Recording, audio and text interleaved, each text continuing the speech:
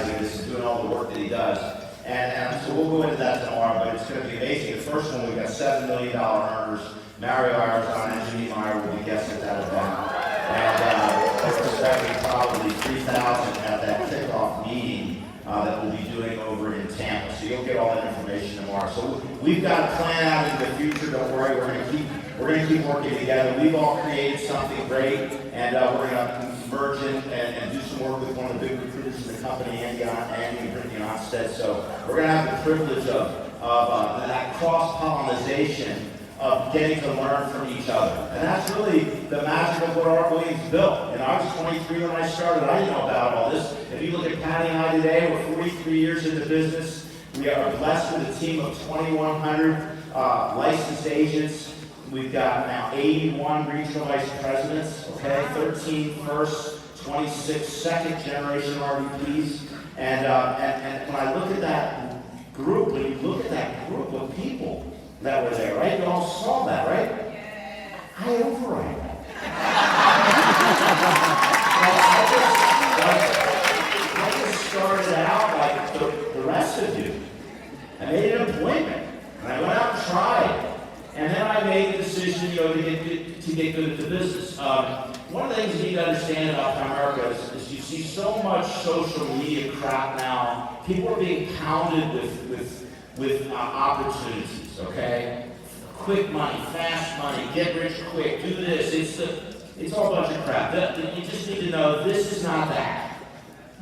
This is not that. So if you're new here and you're hoping it was that, sorry, it's not that. You got to get a license, you got to learn, you got to become a pro. You got to become a pro. You're not going to make any real money here until you know what you're doing. You can get started, and we're going to help you a lot, but at some point, we're going to expect you to know something. Like, we're going to be there, we're going to hold you by the hand, and if you keep showing up and having a great attitude, we're going to be there for you. But at some point, you need to know something. You need to be able to say something. You need to be able to communicate, right? And so these events are designed to teach you that. This is a letter. You all can't see this, but I'm going to read this to you. I wasn't going to, but I'm going to, because how many of you have a job? How many of you have a job? So you get a paycheck, okay? Those of you that raise your hand, be honest for a moment. Raise your hand again. How many of you really are ready not to have a job anymore? Keep your hands up. Okay. So I can say it another way. You get the idea at the end of this letter. It says, Dear Jim, I've taken the time to review your request for a day off for your child's birthday celebration. And while I understand the importance of family commitments, we must also remember our obligations to the company and our team. Given the current workload and the pivotal stage we're at, I regret to inform you that your request has been denied. It's essential for every team member to be present and contribute to our ongoing projects, especially in these crunch times. I'd like to remind you that we all have personal commitments, but the company's needs must come first.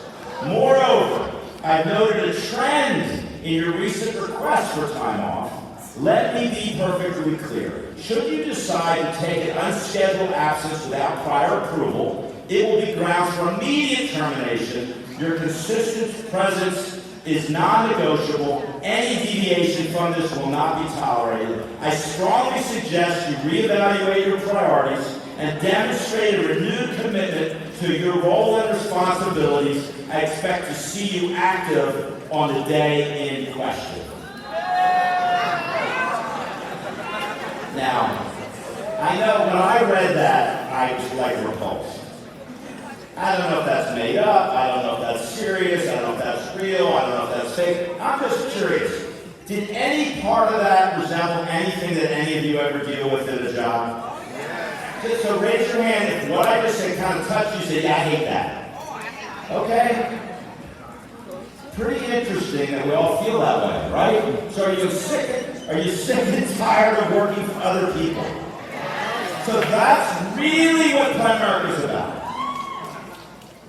Because at some point you've either got enough money accumulated that you can live and not have to work for other people, or you've got a business that can generate income for you so you don't have to ever ask for a day off. My favorite part of this business in 43 years is I grew up, I'm a golfer. I love golf. I would much rather, there's nothing I would rather do than hit a golf ball. That's what I love. My wife says, to a fault, that my priorities are completely out of whack, and that golf is first, Primerica is second, and family is third. Now, I argue with her, but I really think family is first, Primerica is second, obviously spirituality, family is second, and golf is third, but she's really the boss, and if she says it's that way, that's the way. It's definitely whatever she. I am a blessed man. She puts up with me, and she cleans up all the mess that I stir up, and I stir up a lot. We would not be where we're at. We got to wake up every day. I was 23 and she was 19. We've got to wake up every day together, dreaming about our future together. Building a business that's worth millions and millions of dollars, knowing that that will be passed on to our children and to our grandchildren, to know that if anything happened to me or Patty, that our kids are going to inherit. My son's in the business, my daughter-in-law, he met her in the business, they know the business, my daughter's not in the business yet, but we're working with the estate planners and all that. The reality is they're set. So my wish right now is that I can stay healthy enough to really play a lot of golf, and to really enjoy my grandkids, and to really travel, and to really not work very much anymore. How many of you would really like to, really that's what you like? Alright, so I'm going to stop pretending that I love working. What I love is the results of pouring into people. I love watching people grow and develop. That's what I love. More than anything, I love clients who have accumulated a lot of money and are happy that they met me. I love the result. I love the end result. But what caused me to do the work here was I had that unique ability and sense that I was at the right place at the right time. And for all of you right now, the way this company's set up, the way the world's set up, and the needs that the consumer has for us, you are truly at the right place at the right time. Let me just kind of share this with you. I know you all can't see this, but this says, aside from winning Powerball, the surest route to becoming a multi-millionaire in America seems to be working on Wall Street and in financial services. The reality is financial services is where the money is. You need to really understand why financial services. It's very, very simple. Now, there are huge needs for all of the X generation, and all the young people that are getting married, having kids, and buying homes. They all need their insurance. But there's another phenomenon that occurred when I started, and that was this whole thing of, if you could figure out what the baby boomers needed, you made money. So here's this story that says what happened between 1946 and 1964. There were 80 million babies born. And so really, any industry or company that could figure out the needs of the baby boomers and provide goods and services, that they got rich, they got wealthy. The people that did that got wealthy. The people that built distribution and outlet systems that got to the masses to serve, they got, so here's the story. You go back, we get started in 1928, Gerber baby food. You can't have a little Gerber baby food there. They sold 70,000 jars of baby food in that year when it started there in 1928. Well, in 1946, and 18 years later, from 1946 to 1955, 9 years, they sold 1.8 billion jars of baby food. So you got to look at, so then what happened? Well, then as the baby boomers aged, as the kids grew up, education, schools, Mattel toys, the toy industry became popular. And then as the kids became teenagers, they wanted fancy cars, and the Ford Mustang started. And then as the baby boomers got older and had kids, Chrysler needed minivans. You needed minivans, right? And so now you look at what do they need, and then the baby boomers got older and started to feel older and wanted to feel young, so they got Harley-Davidson motorcycles. Okay, so now what? So now you've got this situation where there's $68 trillion that's getting ready to transfer from the baby boomers' parents who are dying and leaving inheritance to baby boomers who have never been educated about money. And the baby boomers are now retiring. There's 10,000 baby boomers that become age 65 every day. And they tend to get ready to retire. They pull their money out of their retirement plans. And so you've got this huge wall of wealth. It's so interesting. Bill Renner started talking about this at No Stop. He started talking about this, 20 years ago. He called it the wall of wealth. And he told us it's coming. And when he told me that, I said, okay, I'm going to learn the securities business well enough to recruit people that will want to get licensed in securities. My whole goal was not to be a securities guru. It was to be good enough where people would want to come in and get licensed. So I knew that the way to get people to want to get licensed is learn the business and earn money at the business and show people how to make money in the investment business. The insurance business was a simple thing to me. Buy term investment difference, it was mathematical. It always made sense. There was no real issues for me on that. I grew up in a base shop operation where there were pros there, certified financial planners, CPAs, people that were experts in Dick Walker, and I knew the math behind whole life, universal life, indexed universal life. Infinite banking is just a new remake of it. IULs are rip-offs, just another remake of it. And it's not a question, it's math. There's no arguing here. There's a bunch of con artists right now on social media marketing that crap. So you got the whole insurance industry back at it, selling people the wrong products. So now you don't have to convince people a lot of times where to find the money, they're already spending it.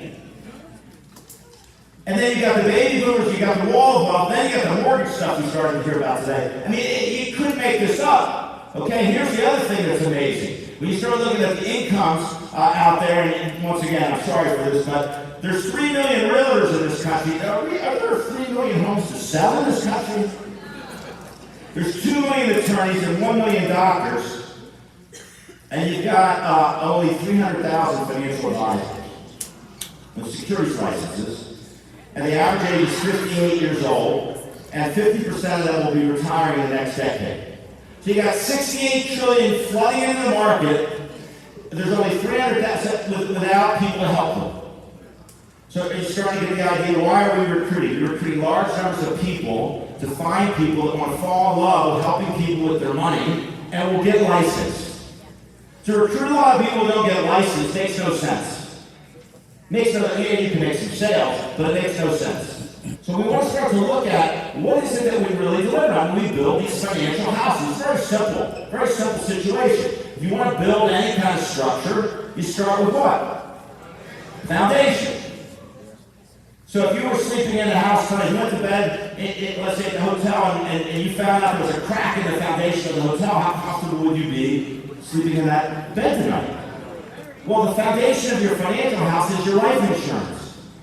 If you have people dependent on your income and you die, when you die, what happens to your income, generally? What happens? Unless you're from America, what happens? Unless you're from America and you're recruited, built, and trained in an army, what happens? It stops. And do the bills stop? No. And so when the income stops, but the bills don't, what happens to the family? Is there a need? There is or there isn't. You either want to fix that problem or you don't. You don't have to do a lot of convincing. Emergency fund. We need an emergency fund. They say you should have 6 months of money in an emergency fund. We think at least 2 months of that should be liquid. We teach that 4 months of it could be in other places. And if you have 2 months liquid, you're on emergency, that other money over time can start to compound and grow. You can get to a point in life where you can use that emergency fund, becomes a wedding account. It becomes a vacation fund. It becomes something else because you did the right things with the money. And then you're going to crush your debt. You got to eliminate the bad debt, right? And then after you get rid of the debt, you want to save and accumulate money, make sure that you hit your financial independence. Does that make sense, y'all?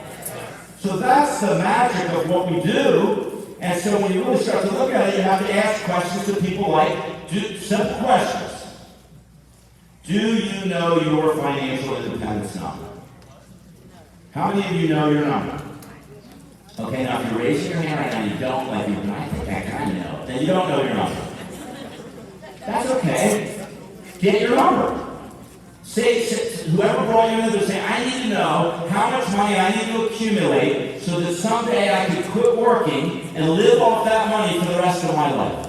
And I'd like to have that money at age, and you say the age.